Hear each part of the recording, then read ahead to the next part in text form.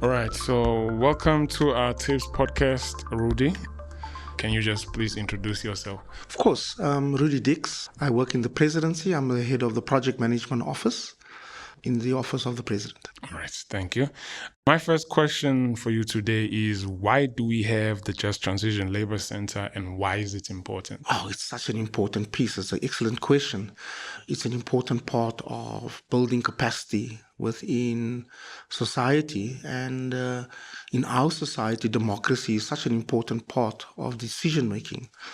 But you can't make decisions if you don't have evidence, if you don't have, research work, if you don't have policy. And that's always been the hallmark of the federations. And where I come from historically, which is Kusatu, we pride ourselves on having significant amount of policy work based on evidence. So the Just Labour Centre is part of that story. It's part of that dynamic to ensure that we develop evidence-based work. Transitions are difficult. Climate transitions are even more difficult. And it's important that workers have a voice to respond, that they are able to do research, that they understand and respond to, questions that may impact on their lives. And so the Labour Centre has to play that pivotal role of providing that voice, providing evidence work, policy work. And so absolutely, I think it's an important time. It's a wonderful thing that you put policy back on the union agenda through difficult transitions of the last few years, right? Tend to pivot towards politics and less about back to roots, back to the sort of stuff that is important for workers. So I think the centre is quite critical for us on that matter. Sure. What are the key issues that you think it needs to focus on, though? I mean, lots of pressure around carbon and carbon emissions. And as you know, South Africa per capita is one of the highest in the world. Our electricity system requires significant reform and transformation. 44% of all our electricity is coal-based, so high emitting, high carbon intensity in everything we do in our entire life. So I think the challenge is going to be about how we deal with transitioning to cleaner technologies. And I'm not saying necessarily only renewables. There are others, gas, nuclear, battery storage, for example, both wind and PV as well. But these are important choices. So what does matter is that if we're doing energy transitions, there are impacts on people that have been dependent on coal production, that mine coal, that use coal in generation production. Those are workers and ordinary people that may be affected. And so it's important for us to think through these choices.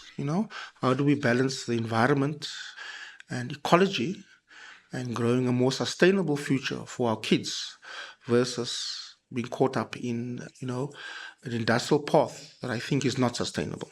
So those are important things. You've got to think about how we develop an ecologically sustainable country. How do we develop industrial policy using new and evolving energy, production?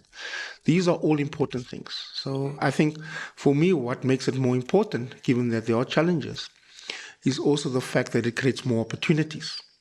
How do we harness and build on those opportunities and pull it in policy so that we can support those opportunities so that there's a better future for our kids and for many of the millions of young people out there that are unemployed? My question just regarding that, do you feel like we have intentions of perhaps creating our own energy that could assist us in transitioning? I mean, we might be importing solar panels. And I always like to look at our level of intelligence by saying we have a space program. So the country has a certain level of intelligence. But are we in a space, or do we have intentions of saying, let us create our own technology that we want to use to transition? And in that process, we are creating jobs for other people. Do you think we have that type of intention? Of course. I think we have a significant industrial capacity. If we don't make the choices now about transitioning, we lose that industrial capacity. So you're spot on. By the way, we're the largest producer of renewable energies, right? Generation capacity. Last week, the week before, the Wind and Photovoltaic Association with Eskom released a survey data on projects in development. When they released the first survey, which was in 2022, we had about 35 gigawatts of projects in development. 2023 was 133. 2024 showed that we had 220 gigawatts of projects in development. That's 220,000 megawatts, if you put it in simple terms. What does ESCOM produce? Maybe on a good day, 35,000 megawatts, right? So we are leaders in this field. How do we harness and tap in that potential to manufacture, not just PV panels, to manufacture the rare earths, to produce it here, the wind turbines, the masts, all these things, battery technology. I think given the capacity and the ability for us to be an engine room for the African continent, I think we need to harness it. So we need to get our policy stuff right. And here again, the Labour Centre can play an important role of how do we harness that new development that's there. It's new, right? It's not been there before 10 years ago, even 5 years ago. But if we have projects in development, which is 220 gigawatts over the next 10, 15 years, there's no rocket science in saying we should harness our industrial capacity to do that. So we are leaders in this sphere. And not only that, we have the best PV and wind resources globally. We always brag about that. Our worst PV resource in parts of the country is the best PV resource in Germany on the hottest day in Germany, right? And Germany has huge amounts of gigawatts of renewable energy. I think you are spot on. I think we need to harness that. And that's the sort of conversation that where there are challenges, there are also opportunities, right?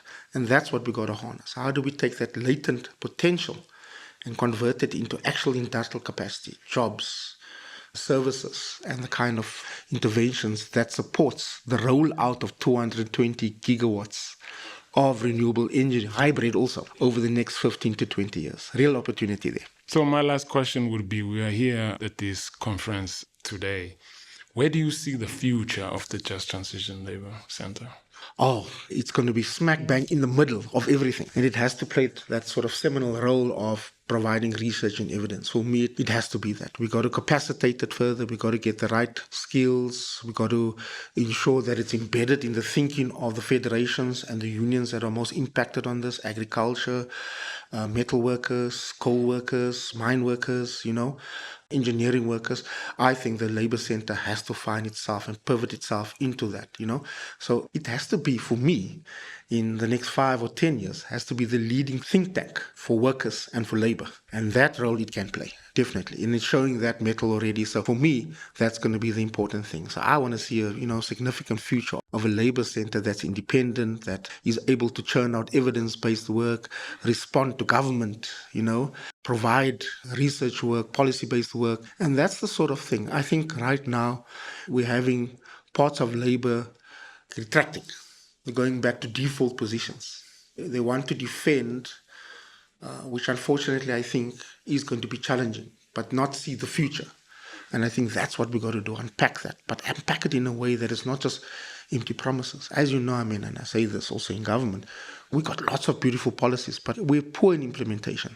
And this is one thing that I think we got to get right. So smack bang in the center of policy development and work that are important, that would represent workers, the poor, and communities. That's exactly where I think the Labour Centre will be.